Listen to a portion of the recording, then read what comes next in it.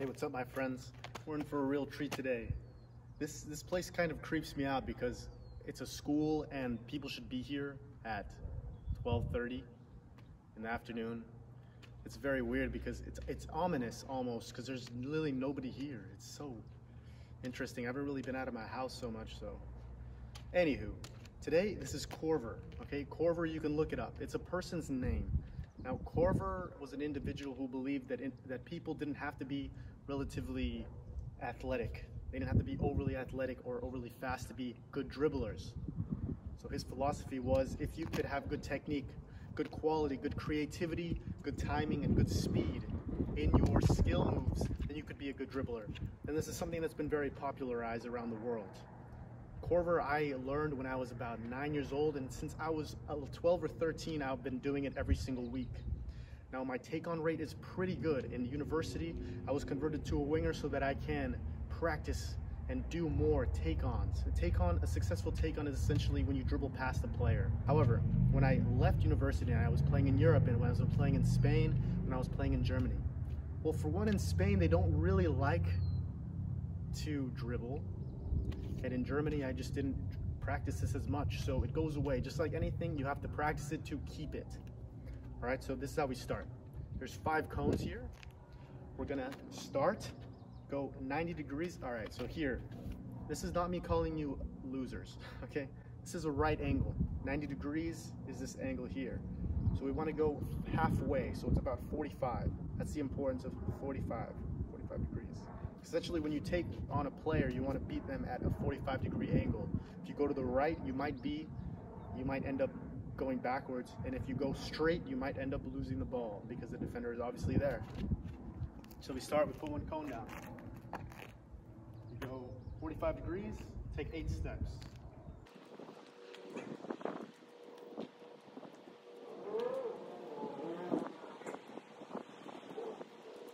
So once we have our cones set up, now remember, you can use 3 cones, you can use 12 cones. This is good for the demonstration purposes. So the first thing we start off with, let's get this ball here. First thing you always want to start off with is a dynamic warm-up. If you don't know how to do this, I uploaded a video in the same area about specifically what a dynamic warm-up is, and I demonstrated a few exercises. It should take around 5 to 8 minutes to get yourself really warm for this type of activity. All right, so the first thing we do with our right foot, we use the outside of our foot and the inside of our foot. Here we go. Roll.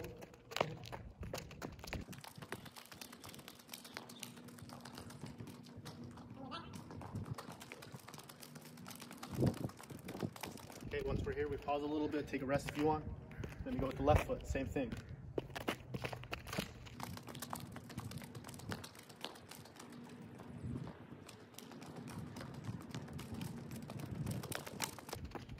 Cool. Let's see how this ball's doing. All my balls get destroyed from the ground, so I try to not use a single ball so much. On my Instagram, you can see the balls that I use, they're just destroyed. Anywho, when we dribble, we always want to use the top of our foot. When we're dribbling straight, always use the top of the foot. This is great because it's natural. So we're going here, our knee comes up and our foot is down. It's like the ankle is locked. We're here. Okay, that's how we want to dribble straight. Once we reach the cone, we're going to use the inside of our foot to change direction, then we go again.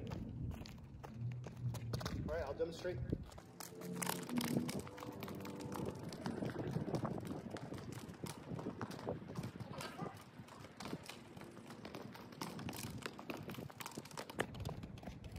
All right.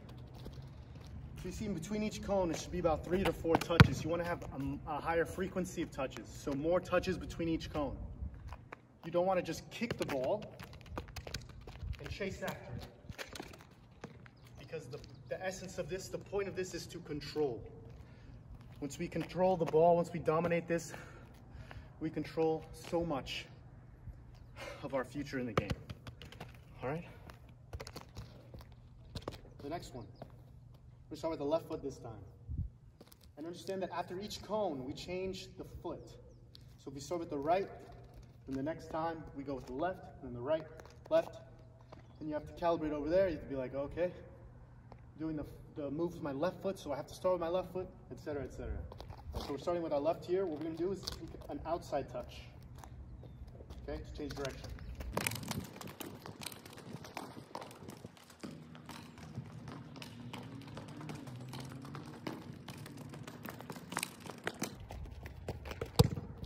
I recommend to do this type of Coerver on grass that is bad or on concrete because the ball moves faster. It's much more difficult to control. If it's on grass, it's pretty bad and it's bouncing. Or if it's dirt, it's bouncing and your touch gets better. Your control gets better because the surface is so difficult to control. It's important. All right, here we go. So we pull it back, we touch with the inside of our foot, all right?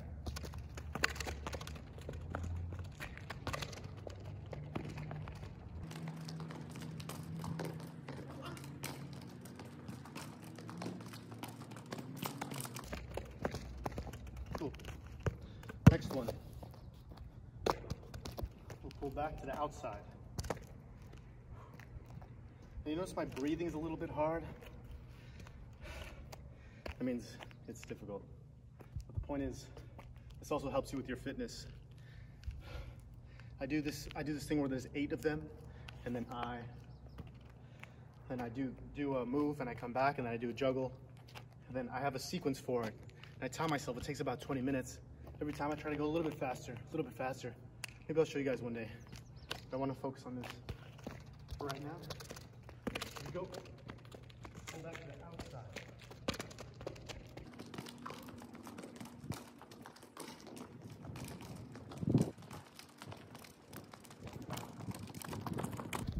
All right, cool. The next one we'll do is you could call it the Cristiano Ronaldo chop, or you could call it the hook. I call it the hook because that's what I was taught. So we come to the cone, approach it, come out. So we chop it, changing direction.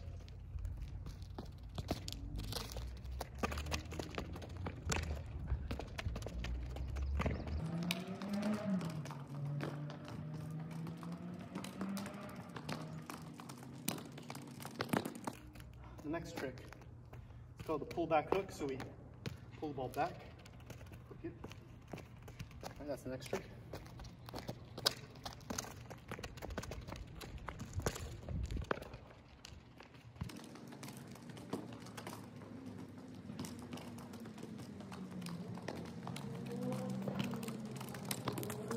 Thought that just popped in my head.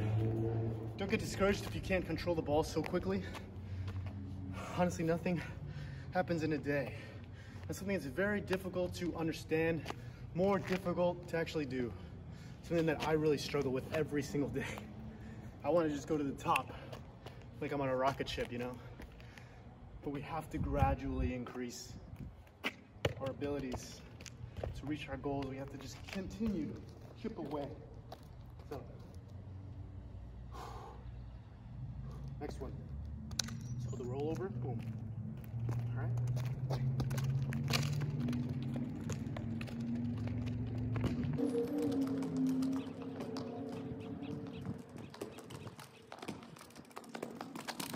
Whoa, a little bit dangerous. Okay. Now,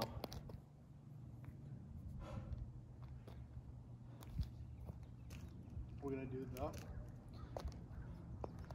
scissor, like the original Ronaldo Nazario from Brazil. He was the king of this. And also Cristiano Ronaldo is brilliant as well. It's just like, you know, he runs like a gazelle. Crazy guy. So we do the step over, or the scissor.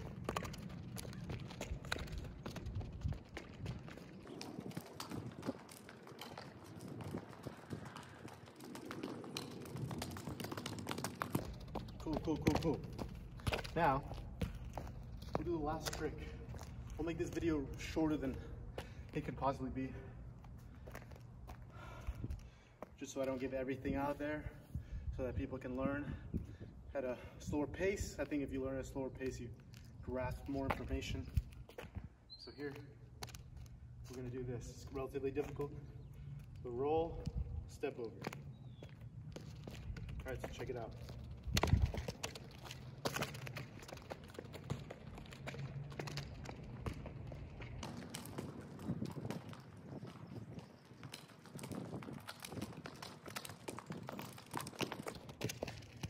All right, great. Now, you know, let's do one more. This is for the real test. Just go through the cones as fast as you can. Doesn't matter what part of the foot, whatever. Just go around the cones and back fast. Let's see what we got.